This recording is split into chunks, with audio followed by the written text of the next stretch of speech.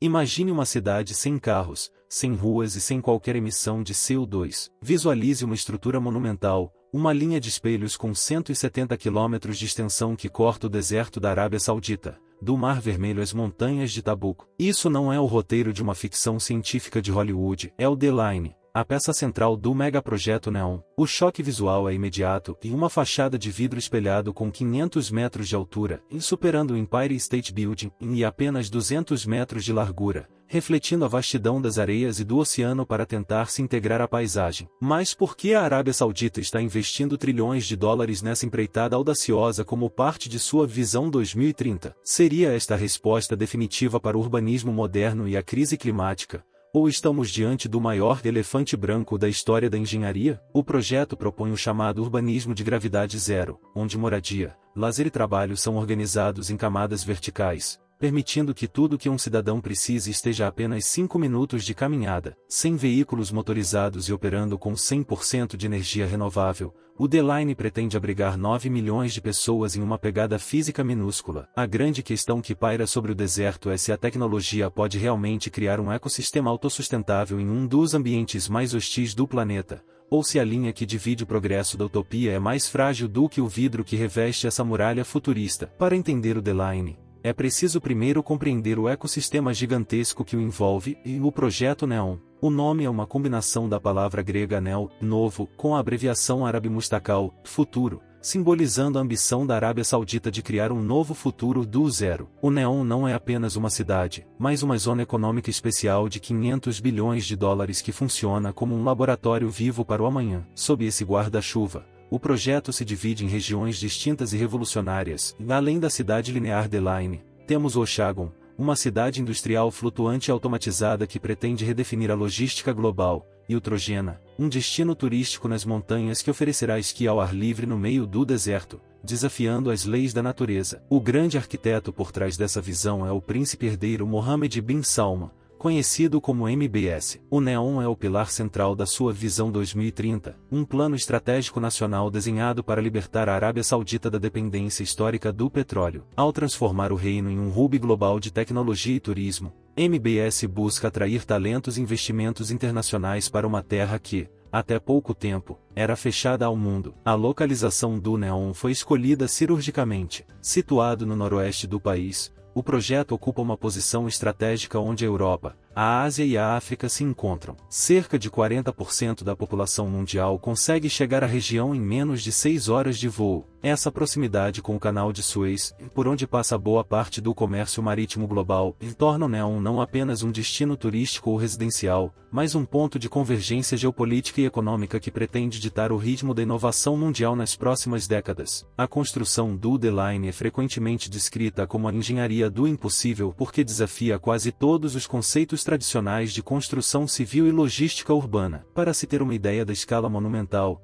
estamos falando de uma estrutura única com 500 metros de altura, o que a torna mais alta que a maioria dos arranha-céus icônicos do mundo, como o Empire State Building, e mantendo uma largura estreita de apenas 200 metros. Essa proporção cria uma lâmina urbana que se estende por incríveis 170 quilômetros, cortando diferentes geografias, desde a costa marítima até desertos de areia e cânions rochosos. O coração técnico dessa estrutura é o chamado urbanismo de gravidade zero. Ao contrário das cidades que se expandem horizontalmente e consomem vastas áreas de solo, o The Line organiza a vida de forma vertical. A base da estrutura é reservada para a infraestrutura pesada e transporte. Acima dela, as camadas de moradia são desenhadas para garantir que a luz solar e a ventilação natural cheguem a todos os níveis. No meio da estrutura, encontramos jardins suspensos, parques e espaços públicos que funcionam como o pulmão da cidade. As camadas superiores abrigam escritórios, centros de tecnologia e áreas de lazer. O objetivo dessa organização é a regra dos 5 minutos. Qualquer serviço essencial,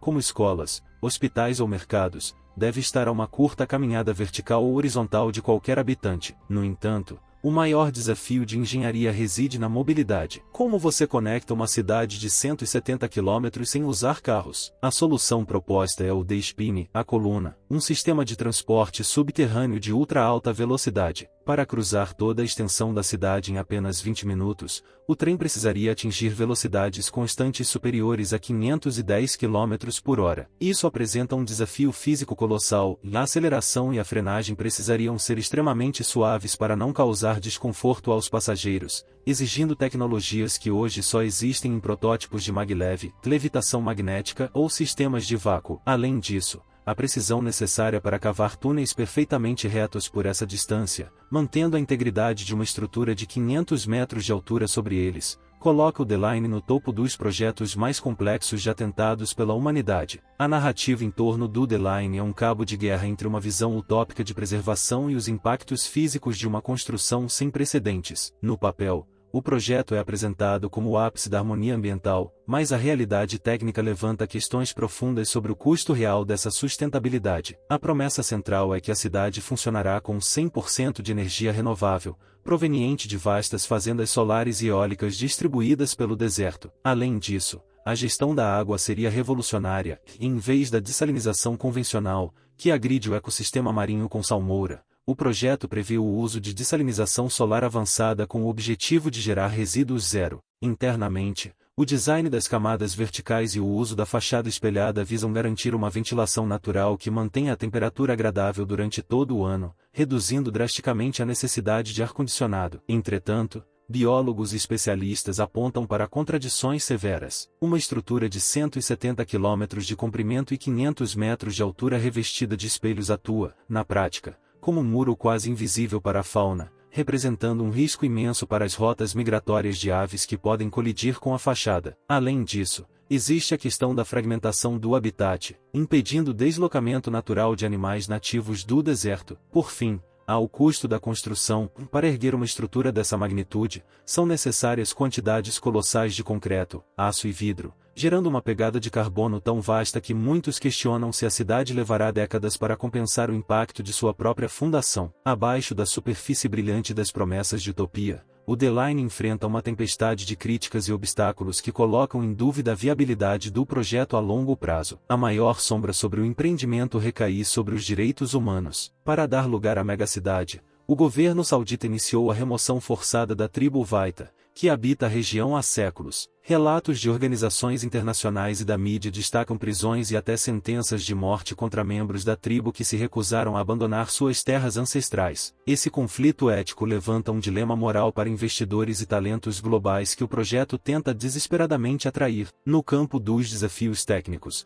a escala do projeto flerta com o impossível. Manter a fachada de vidro limpa em uma região assolada por tempestades de areia constantes é um pesadelo logístico. O acúmulo de poeira não apenas compromete a estética, mas reduz drasticamente a eficiência térmica e a iluminação natural interna. Além disso, o gerenciamento do calor extremo em uma estrutura fechada exige um sistema de resfriamento monumental. Sem a circulação de ar perfeita, a cidade corre o risco de se tornar uma estufa gigante sob o sol do deserto, exigindo um consumo de energia que poderia anular todas as suas metas de sustentabilidade. Por fim, a viabilidade financeira tem sido o golpe de realidade mais duro. Embora o projeto original preveja 170 km, relatórios recentes de 2026 indicam que as ambições foram severamente reduzidas. Devido aos custos astronômicos e à complexidade das obras, estima-se que apenas 2,4 km da cidade estarão prontos até 2030, abrigando menos de 300 mil pessoas. Essa retração drástica sugere que,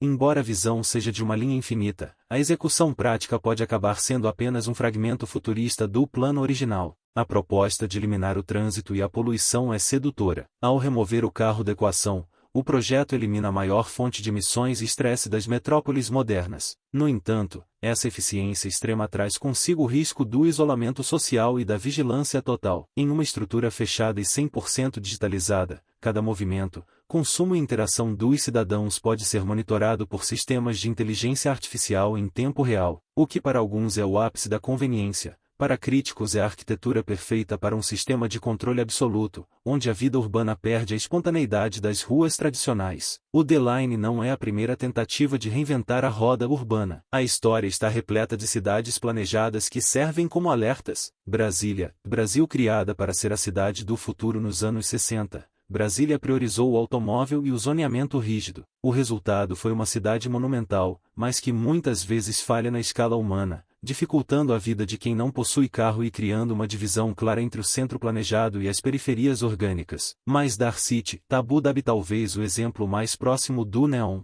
Iniciada em 2006 como a primeira cidade carbono zero do mundo, mas Dar hoje é vista por muitos como uma cidade fantasma tecnológica. O projeto provou que é extremamente difícil atrair uma população real para um ambiente excessivamente controlado e artificial, servindo hoje mais como um parque tecnológico do que como uma metrópole vibrante. A grande lição dessas experiências é que cidades são organismos vivos, não apenas máquinas de morar. O sucesso do The Line dependerá de sua capacidade de permitir a bagunça saudável que define uma cidade real, em a cultura, o comércio inesperado e a liberdade individual. Se o projeto focar apenas na eficiência da engenharia, ele corre o risco de se tornar o maior e mais luxuoso condomínio fechado do mundo, mas nunca uma cidade de fato. O futuro das cidades pode não ser uma linha reta, mas sim a capacidade de integrar tecnologia sem perder a essência do encontro humano. Enquanto as imagens de satélite revelam as imensas cicatrizes no solo do deserto de Tabuk e drones mostram as escavações quilométricas já em andamento, a humanidade observa o nascimento de um experimento sem precedentes. O The Line é, em sua essência, uma aposta audaciosa contra os limites da física e da sociologia urbana. Ele pode representar o protótipo da colonização de Marte sendo testado aqui mesmo na Terra, ou pode acabar como um monumento colossal à arrogância humana, uma estrutura que tentou dobrar a natureza à sua vontade e falhou. A grandiosidade do projeto nos força a refletir sobre que tipo de civilização queremos construir, uma que busca a eficiência máxima através de algoritmos e paredes espelhadas, ou uma que valoriza a expansão orgânica e a imperfeição das cidades tradicionais. Se os 170 quilômetros planejados se tornarão uma metrópole vibrante ou apenas um fragmento de 2 quilômetros no meio do nada, ainda é uma incógnita. Só o tempo dirá se, no futuro, viveremos confinados em linhas perfeitas ou se continuaremos nossa jornada espalhados de forma livre e caótica pelo horizonte. E você, diante de tudo que vimos sobre essa muralha tecnológica, teria a coragem de morar em uma cidade de espelhos? Deixe sua opinião nos comentários e vamos debater o futuro do nosso planeta.